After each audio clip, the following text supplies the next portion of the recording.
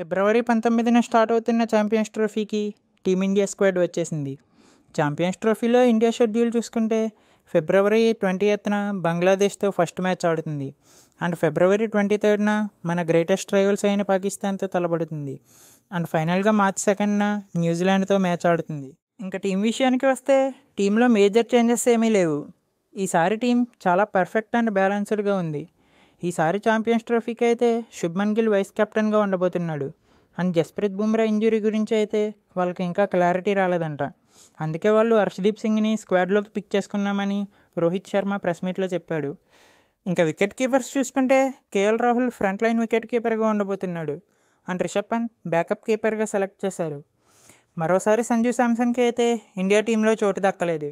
అలాగే ఈసారి స్క్వాడ్లోకి మొహమ్మద్ సిరాజ్ని పిక్ చేయలేదు. ఇదైతే ఒక హార్ష్ కాల్ లాగా కనిపిస్తుంది.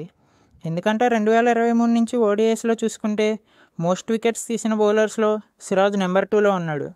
అలాంటి బౌలర్ని స్క్వాడ్లో పిక్ చేయకపోవడం కొంచెం హార్ష్ అని చెప్పాలి.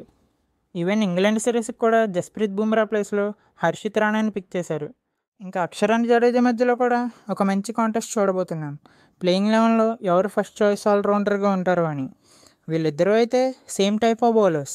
సో ఇద్దరు కలిసి స్క్వాడ్లో ఉండకపోవచ్చు. మ్యాక్సిమం ఇద్దరిలో ఒకరే స్క్వాడ్లో ఉంటారు.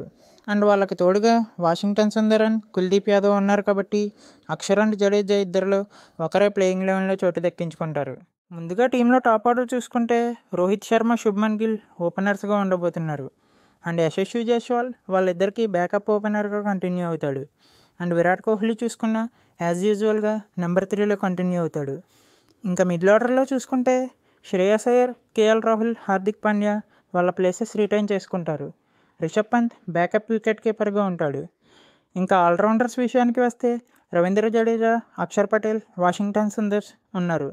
ఇంకా బౌలింగ్ యూనిట్ చూసుకున్నా కూడా జస్ప్రీత్ బుమ్రా, మొహమ్మద్ షమి, హర్షదీప్ సింగ్, కుల్దీప్ యాదవ్ స్క్వాడ్లో చోటు దక్కించుకున్నారు. టోటల్గా ఇండియా స్క్వాడ్ అయితే ఇలా ఉంది. Batters Rohit Sharma, Shubman Gill, Yashasvi Jaiswal, Virat Kohli, Shreyas Iyer. Wicket keepers K L Rahul, Rishabh Pant. Allrounders Hardik Pandya, Ravindra Jadeja, Axar Patel, Washington Sundar. Bowlers Jasprit Bumrah, Mohammed Shami, Arshdeep Singh, Kuldeep Yadav. ఇంకా ఇండియా స్క్వాడ్ చూసుకుంటే అదిరిపోయింది. పలానా ప్లేయర్ని సెలెక్ట్ చేశారు, పలానా ప్లేయర్ని సెలెక్ట్ చేయలేదు అనడానికి ఏం లేదు. ఒక సిరాజ్ తప్ప టీం అంతా పర్ఫెక్ట్గా ఉంది. బట్ ఎలా చూసుకున్నా సరే మన బ్యాటర్స్ ఫామ్లో లేకపోతే ఏమీ చేయలేం. ఒక ప్లేయర్ కాకపోతే ఇంకొక ప్లేయర్ని ప్లేయింగ్ లెవెన్లో తీసుకుందామని టైం కూడా ఉండదు.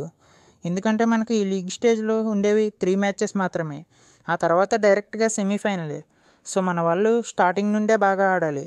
ఇంకా బౌలర్స్ చూసుకున్నా రీసెంట్గా జరిగిన బీజీటీలో బుమ్రా తప్ప ఇంకొక బౌలరే లేడు అన్నట్టు బౌలింగ్ చేశారు. ఒకవేళ బుమ్రా లేకపోయినా మన బౌలింగ్ యూనిట్ మ్యాచెస్ గెలిపిస్తే ఖచ్చితంగా ఇండియా ఈ ఛాంపియన్స్ ట్రోఫీని గెలిచే ఛాన్స్ ఉంది.